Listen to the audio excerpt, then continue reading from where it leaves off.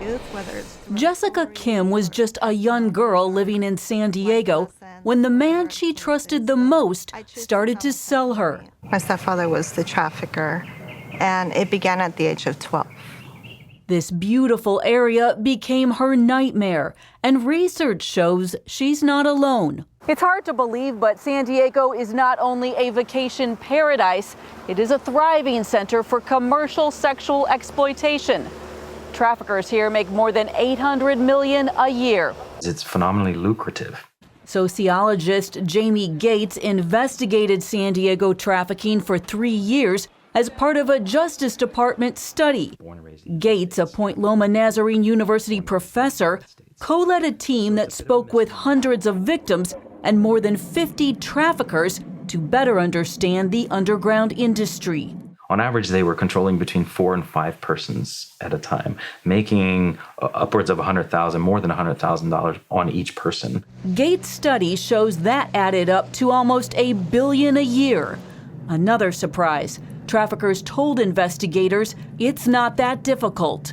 The internet makes it very easy to recruit. It makes it very easy to set up a small business doing this kind of work.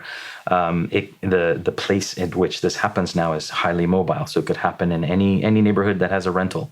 It can happen in gated communities. Gates also found an extraordinary link with local high schools.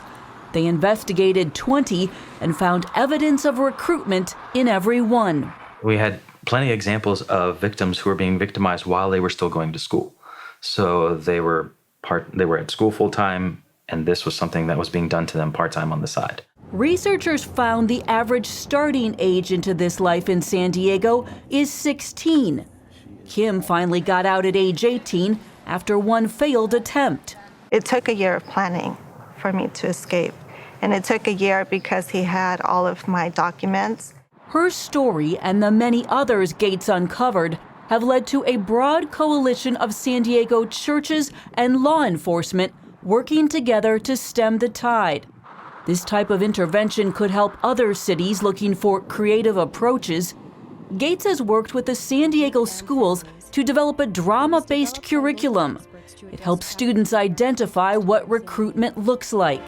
No More uses a live drama and audience interaction. Kim is one of the leaders. If I would have had somebody tell me that what was being done to me was wrong, that there was a way out, that there are people out there that actually cared for me, for my well-being, that cared for me, and that there was help, my whole life would have changed. She's also a recent graduate, thanks to a new scholarship program at Point Loma specifically designed for survivors.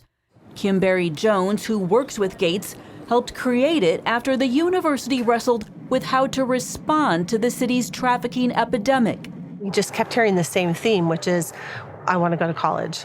And it was such a pipe dream. It was an impossible dream for most people. And so it just was one of those aha moments that we sat around, a small group of us, and said, well, that's something we could do. More than a dozen students applying to Point Loma right now could be eligible for the scholarship.